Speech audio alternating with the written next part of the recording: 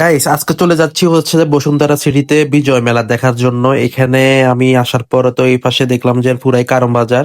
আর হচ্ছে যাই আমি কারণ বাজার দিয়ে যাচ্ছি। এখানে রিক্সা অনেক জ্যাম প্রচুর আসলে কারণ বাজার দিকে। এখানে জ্যাম ঠেলে পর আমি এই বসুন্ধরা সিটিতে গেলাম। যাওয়ার পরে দেখলাম যে এখানে বিজয় মেলা হচ্ছে। তারপরে এখানে আসলাম, আসার পরে তো ভিতরে বেলা আমরা ঢুকলাম। ঢুকার পরে তো দেখাই পুরাই মানে মাথা নষ্ট। এখানে পুরাই হচ্ছে যাই যে ডিজাইনটা করা লাক্সারিয়া ডিজাইন, এটা অনেক সুন্দর আসলে।